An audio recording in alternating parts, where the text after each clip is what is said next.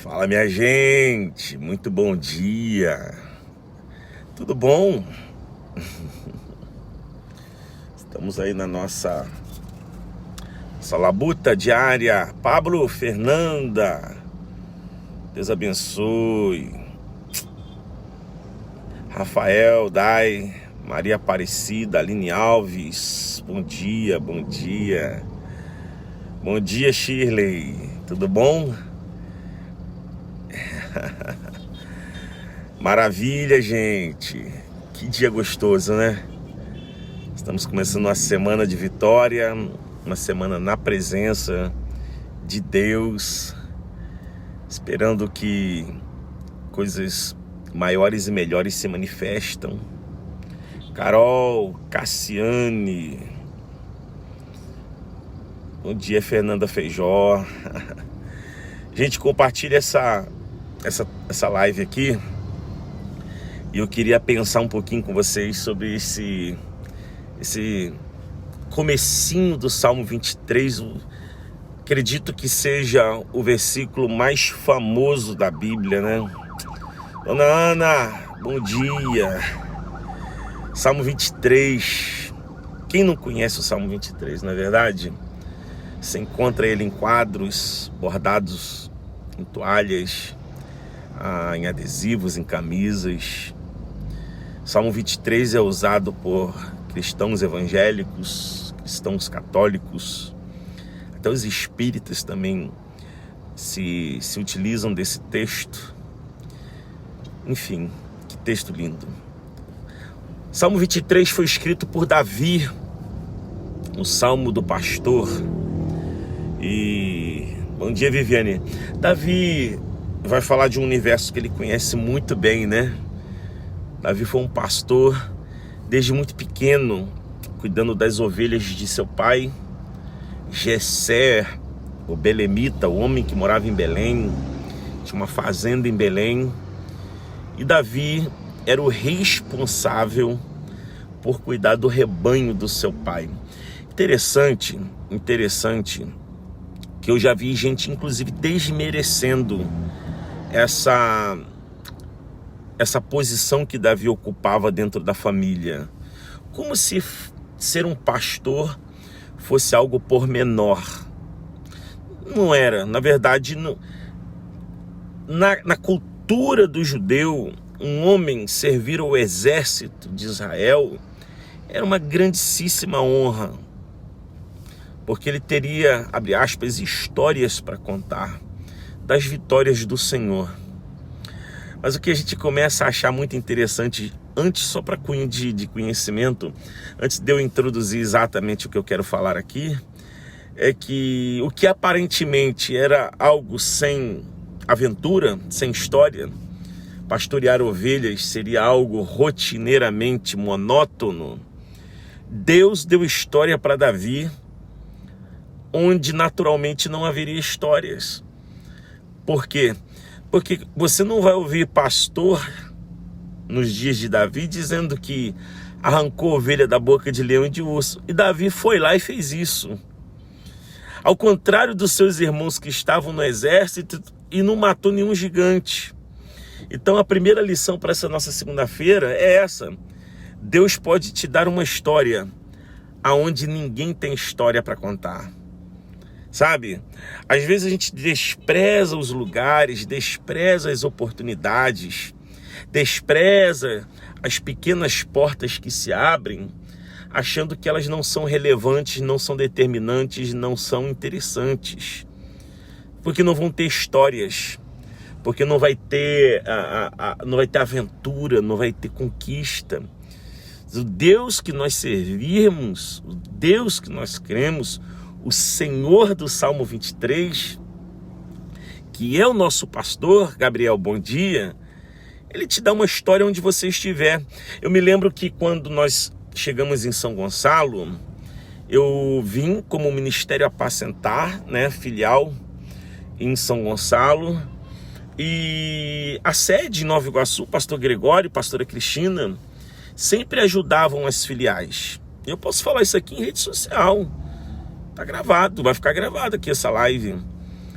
E ele falou assim, olha, o que você precisar, você fala comigo. Eles ajudavam financeiramente mesmo, uma filial para começar. Algumas filiais foram 100% abertas pela matriz.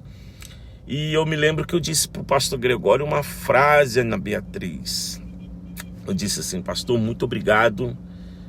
Espero não precisar do seu socorro, porque eu creio que Deus nos dará uma história naquele lugar. Um povo e uma história. E não é que Deus tem feito isso? Então eu queria declarar isso. Pega essa palavra aí, se manifesta de alguma maneira, diz um amém, bota aí um aleluia, qualquer coisa, mas pega isso para você, em nome de Jesus. Deus vai te dar uma história aonde você está. Tá bom? Então Davi não era pormenorizado pelo fato de ser um pastor.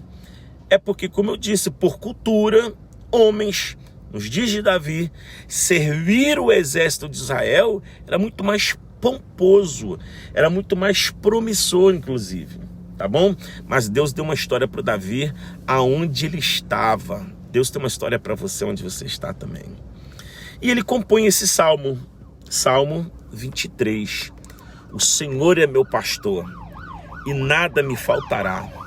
Ele me faz deitar em pastos verdejantes.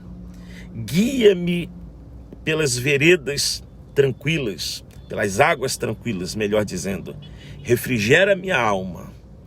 Davi então está desenhando, se você perceber, um cenário perfeito do que ele vê, do que ele vive todos os dias. Davi era um pastor que guiava as ovelhas, pastos verdejantes, águas tranquilas, procurando sombra, refrigera minha alma, procurando sombra, fugindo do calor do sol, entende? Então, Davi está relatando um cenário que ele conhece bem. Mas o assunto para essa manhã está aqui. As primeiras palavras de Davi neste salmo, ele diz, o Senhor é o meu pastor. E se eu fizesse a pergunta aqui para você nessa hora, eu já tenho noção da sua resposta. Se eu perguntasse assim, quantos aqui tem o Senhor como seu pastor? Quantos aqui tem o Senhor como seu pastor? Você tem? O Senhor é o seu pastor? Vamos saber de verdade se isso é integral na sua vida. A primeira coisa que a gente vai analisar aqui é a palavra Senhor. Ela aparece primeiro. O que nos dá então a afirmativa que antes de ser pastor, Deus precisa ser Senhor da sua vida. Categoricamente, essas duas coisas, elas exercem funções distintas. Por quê? Porque o Senhor é aquele que manda. O Senhor é aquele que ordena. O Senhor é aquele que determina. O Senhor é aquele que comanda. Pastor não conduz. Mas a ovelha rebelde, ela pode sair do caminho. Ela vai sofrer as consequências. Então, a diferença do Senhor para o pastor, basicamente, é essa. É que quando nós dizemos que Ele é o nosso Senhor, nós estamos dizendo que Ele é o dono da nossa vida. Aí, quando você tem Ele como Senhor, você vai ter também o adicional privilégio de tê-lo como pastor.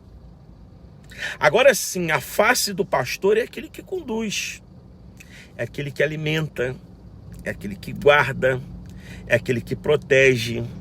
Ele faz uma mesa perante os seus adversários, te dá honra, ele unge a sua cabeça com óleo, te guarda de maus pensamentos, seu cálice transborda abundância. Entende? Por que muitas pessoas não vivem a vida abundante? Eu vou lhe dar uma resposta aqui que vale a pena você internalizar isso no seu coração. Por que muitas pessoas não vivem a vida abundante? É porque elas só querem se relacionar com o pastor, a face do pastor, a face desse amor que cuida. O Senhor também ama, mas Ele é soberano. Ele não aceita negociação. Ele não aceita ser o segundo da sua vida. Ele não aceita que outro se assente no trono que é dele. Entende? Vocês estão conseguindo entender esse paralelo que eu estou traçando aqui? Qual é a diferença dele ser senhor e ser pastor? Só que para ele ser pastor, antes ele precisa ser senhor da sua vida. Como senhor, ele tem uma palavra que ele deixou para nós como testamento, como ordenança, uma palavra de princípios a serem cumpridos, observados e buscados. A função do pastor é diferente. Ele cuida. Mas ele tem vara e tem cajado. É verdade. A vara é para espantar lobo. A vara é para colocar para fora o que traz perigo. A vara não é para ovelha não, tá, gente? O pastor não usa vara para ovelha. O pastor usa cajado para ovelha. Vara é para lobo. Entende? Então, quando nós entendemos esse escalonamento de prioridades no nosso relacionamento com o Eterno, sabedores de que Ele é, antes de qualquer coisa, Senhor, aí nós vamos desfrutar da face desse pastor tão adorável, tão cuidadoso, tão provedor. Então tem muita gente que acaba não vivendo essa vida abundante porque se esquece que Ele é Senhor. Aí elas querem ser donas de si. Elas determinam, sabe? Elas não põem Deus na frente das suas escolhas. São pessoas que deixam de se envolver com os frutos e o Senhor que é frutos. João capítulo 15, a parábola da videira e os ramos, o Senhor deixa muito claro isso. Jesus diz, olha, o Senhor, Ele arranca a vara que não dá fruto e queima. E aquela que dá fruto, Ele poda para que dê mais frutos ainda. Então, e Ele diz assim, e nisso meu Pai é glorificado. Então, se você diz assim, o Senhor é meu pastor, mas onde estão seus frutos? Então você só quer se relacionar com o pastor, porque o Senhor exige frutos. Naquele grande dia, quando a trombeta soar, nós teremos que apresentar nossas mãos para Ele. E nós não devemos apresentar mãos vazias. Ele vai perguntar onde estão seus frutos. Quando Jesus foi assunto aos céus, Ele disse, ide por todo mundo e fazei discípulos de todas as nações. Fazei discípulos, frutos. Então eu queria encorajar você. Nós estamos entrando aí na quase finalização, não é? Hoje é dia 8 ainda. Entramos na segunda metade da primeira quinzena de novembro, que é o penúltimo mês do ano de 2020. Gente, faz um inventário da sua vida espiritual em 2020. O que aconteceu esse ano na sua vida? Entenda uma coisa, Deus não vai aceitar a desculpa da pandemia para o seu esfriamento, para o seu afastamento, para uma quebra de aliança com a sua liderança. Deixa eu te falar uma coisa. Eu quando eu estava em Nova Iguaçu, meu líder, o casal de líderes que cuidavam de mim, eram diáconos, o Marcos e a Miriam, que hoje são pastores em Anchieta, e eles eram líderes da rede de casais da igreja. E eu coloquei uma coisa no meu coração, falei, bom, se os meus líderes são líderes da rede de casais, eu preciso servi-los aonde eles servem. E eu me tornei, eu vou dar glórias a Deus, tá? Mas isso é esforço também, gente. É desejo de querer, é fazer. Eu me tornei o braço direito deles. E olha que eles tinham líderes muito mais... Eles tinham discípulos muito mais antigos do que eu e a Andréia. A gente tomou a decisão de servi-los. Servir a Deus passa por servir o seu líder, o seu semelhante, que não é líder, é igual a você. Aquele que você acha que é inferior, mas não é inferior, é semelhante. Só porque ele tem menos, pode menos, Como que você serve a Deus? Cantando? Eu sirvo a Deus, eu canto, eu toco. Não, gente. Aí você está prestando um serviço ao culto. Óbvio que por tabela servindo pessoas para que elas possam prestar um culto abençoado para Deus. Mas é quando você serve pessoas de verdade. É quando você estende a mão, é quando você cuida, é quando você ora, é quando você apacenta, é quando você consolida, é quando você ganha, é quando você batiza. Entende? É por isso que eu não me empolgo tanto com o momento do apelo, quando as pessoas, muitas vezes movidas por um emocional, por uma atmosfera, todo um contexto, um layout, levanta a mão e vão lá na frente. Gente, isso aí não é nada.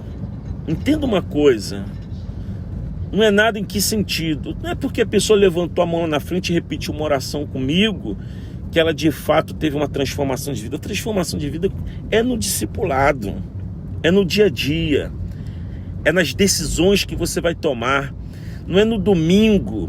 O poder da palavra de Deus não está no domingo quando você ouve. O poder da palavra de Deus está no meio da semana quando você decide colocar em prática o que você ouve. A palavra foi poderosa, não sei, eu vou saber hoje. O que ela mudou em você? O que ela te transformou? O que ela te acrisolou? Acrisolar, gente, é tirar impureza para dar brilho. Aí é que eu vou saber se a palavra foi poderosa. Não é no domingo, naquela atmosfera sobrenatural, como nós tivemos ontem, como nós tivemos sábado, como nós tivemos sexta na conferência dos sarados, do Conectados para Sempre. É hoje que a gente vai saber se a palavra de fato foi poderosa. Então, quero te encorajar nessa manhã a tomar uma consciência na sua vida. Sabe? Ontem, depois de um culto maravilhoso que tivemos, e a Igreja Deus Tem Mais não tem encontros domingo à noite, tá? Tem gente que ainda vai lá, divulga, tá falando isso o tempo inteiro, mas tem gente que ainda aparece lá domingo, 8 horas da noite. A gente não tem, porque eu tomei a decisão de deixar a igreja ter qualidade de tempo com a família. Pegar a palavra e viver. Aí a palavra vai se tornar poderosa. Mas quem tem à noite? Amém, irmão, é a visão lá do irmão, daquela comunidade, daquela igreja. Eles estão errados não, é o que Deus mandou eles fazer.